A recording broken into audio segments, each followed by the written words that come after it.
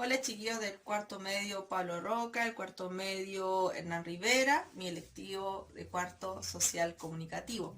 Espero que estén súper bien en sus casas y bueno, les recuerdo que, esta es una unidad cortita, por lo tanto solamente se trabajaron dos tipos de textos, que es la entrevista y las noticias. Y ustedes podrían escribir cualquiera de las dos. Y ese es el proyecto de unidad. Elige cualquiera de los dos. La rúbrica está en el video anterior y también vas a encontrarlo en este video por si acaso. ¿Qué otra cosa más, chicos?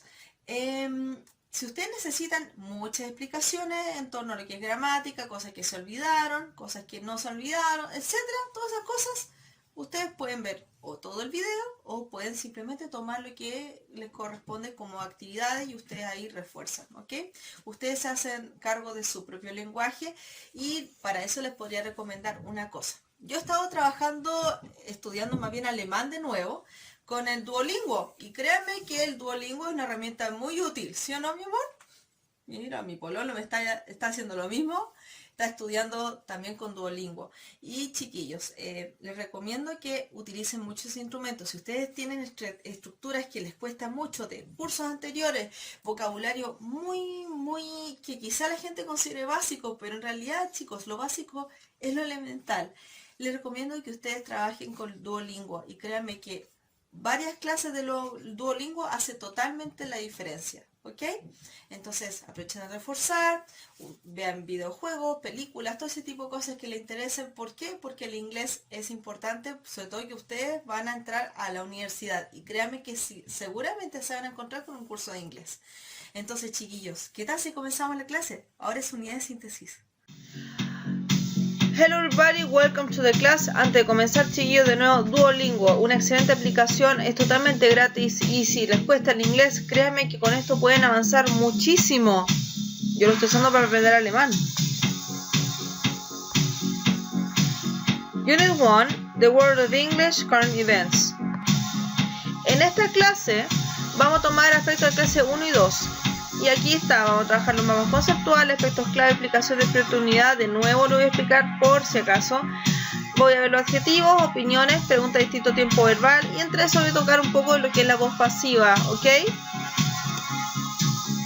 Y en esta unidad, chicos, vimos dos cosas básicamente. Lo que son las noticias y las entrevistas. Ambos textos sirven para informar, porque tú sacas información de las personas y aquí tú ves como una noticia, como algo más general. Chiquillos, les recuerdo que en esta unidad vimos los tiempos verbales. Nos focalizamos en el presente simple, pasado simple, quizá un poco en el presente continuo, el presente perfecto, el futuro will y el resto, chiquillos, no lo tomamos mucho en cuenta. Pero es importante que ustedes ya se sepan esta tablita, o al menos el orden de la oración y cómo estructurar la oración positiva, negativa e interrogativa para que ustedes puedan de hecho intentar hacer sus oraciones en inglés. Acá está la tabla con el verbo ser, acá está la tabla con cualquier otro verbo, chicos. ¿Por qué? Porque el verbo ser de por sí amerita una tabla en particular. Es cosa de mirarla y tratar de aplicar. Tomen siempre en cuenta esta parte de arriba, chiquillos, para que ustedes puedan traducir y no usar tanto el traductor, usar simplemente esto como una herramienta para poder armar el inglés como un puzzle. En esta unidad vimos el arte de dar una opinión. Para dar una opinión necesita algunas cosas, chicos. Decir expresiones de opinión, el tema que estás tratando de decir, un because, porque ya están grandes, tienen que justificar de por qué, y ahí van a haber datos, hecho opinión de expertos. Una cosa que me gustaría recordarles del año pasado, chicos, es que la voz pasiva se utiliza principalmente para decir también opiniones cuando tú no te quieres involucrar tanto. Entonces, recordemos que la voz pasiva es el verbo ser más el participio. El participio, chicos, es el verbo hado, ido, comido, leído, se ha dicho, se ha conversado, todo eso es el voz pasiva, todo eso es participio. Y por ejemplo, el auto es usado por mí, es usado, tienen el verbo ser más usado. Comprenderán que así funciona la voz pasiva y está tanto en español como en inglés. Recuerden que en inglés son idiomas hermanos y muy parecidos.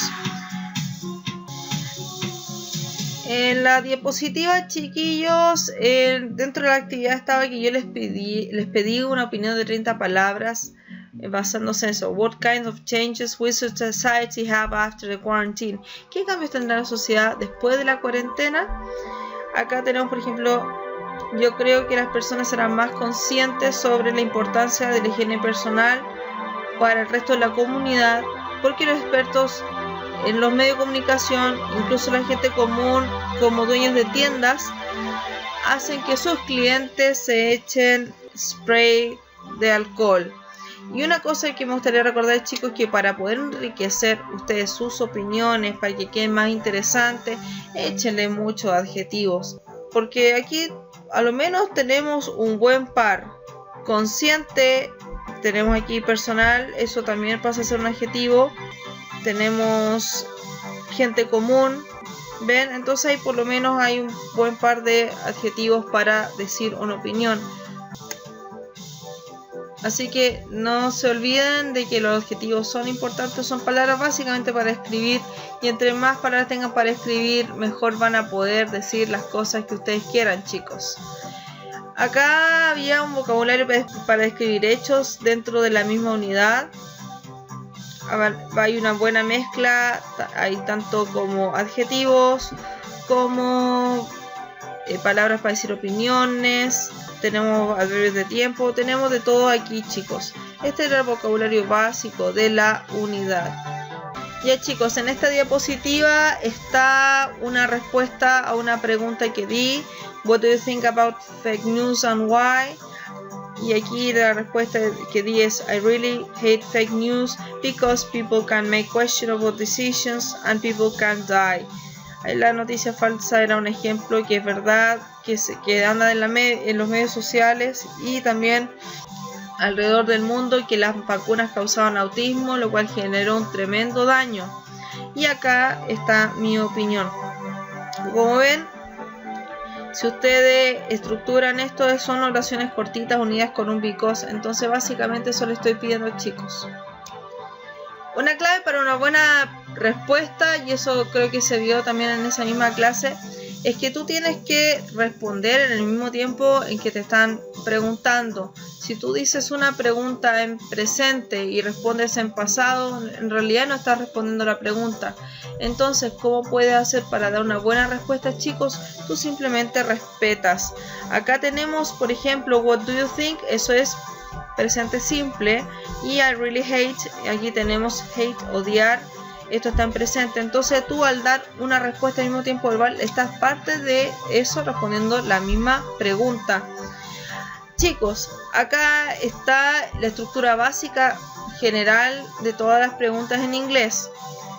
Las preguntas, si ustedes se fijan, acá está la pregunta de la actividad y ven que hay una que se llama QW, que es question word o palabra de pregunta, verbo auxiliar, sujeto, verbo lexical y complemento. Aquí llamo el verbo lexical, es el segundo verbo de la oración. Acá tenemos, por ejemplo, el will, que es el auxiliar.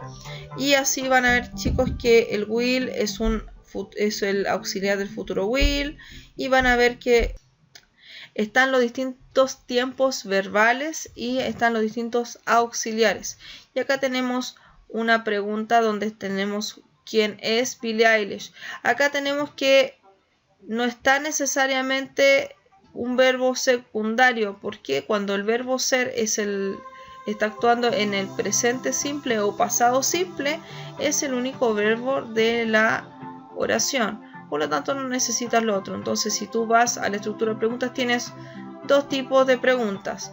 Tienes las preguntas que tienen auxiliar, o sea, cualquier tiempo verbal excepto el presente y pasado simple cuando está el verbo ser, y cualquier otro tiempo verbal. Entonces, chicos, es muy fácil de elaborar preguntas si tú simplemente te automatizas la idea de que el verbo auxiliar va antes del sujeto, y con eso se te solucionan todos tus problemas. Esto ya es una cosa que deberían saber, así como para que puedan de hecho trabajar con mucho mayor facilidad. Acá está la pregunta que yo les pedí que elaboraran, a lo menos una de las tantas preguntas que ustedes me pudieron haber dado para esta, entre comillas, respuesta que les di. What happened to the meaning of happiness that Billie Eilish had? Aquí dice, ¿qué pasó con el significado de felicidad que Billie Eilish tenía? ¿Pueden dar otras preguntas para esa respuesta? Por supuesto que sí, chiquillos. Siempre para mí hay más de una alternativa correcta. Acá está el esquema de la clase 1. Si ustedes se fijan, organicen los siguientes conceptos. Tenemos presente simple. Acá están los auxiliares a mi solar, la S, el do, el das. En el presente simple, recordemos que este es el verbo ser. La S está en el lado del she, he, it. El do y el das son los verbos para negar y preguntar. En el presente continuo tenemos que el am, el is, el are, esos son los auxiliares, pero tienen una ing al lado. El pasado continuo tienes el was, el were, y también tienes la ing. Y en el pasado simple tú tienes el did y también el was y el were. Y la voz pasiva, chicos, siempre va el objeto primero, después el verbo ser, un participio y el sujeto, y con eso tienen el esquema resuelto. Ahora el mapa conceptual de la clase 2. Tenemos dos tipos de preguntas aquí con question word, aunque también dije que también puede tener con verbo auxiliar. Las preguntas que son con question word tenemos el when, el what, el when. Y cuando tenemos el verbo ser, por ejemplo la pregunta ¿quién es Billie Eilish? La mayoría de las veces son preguntas de sí o no. Y también pueden ser de otro tipo, chicos, pero uno de los grandes ejemplos de las preguntas con el verbo ser o cuando no tenemos la question word es que las preguntas tengan de tender a la respuesta de sí o no. Y acá estos son los verbos auxiliares que tenemos en casi todos los tiempos verbales, chicos, así que tenemos que ahí está el mapa conceptual resuelto. A lo menos dense la paciencia de escuchar estas uniones todo el tiempo, ver más o menos si lo que ustedes unieron se parece a lo que ustedes hicieron.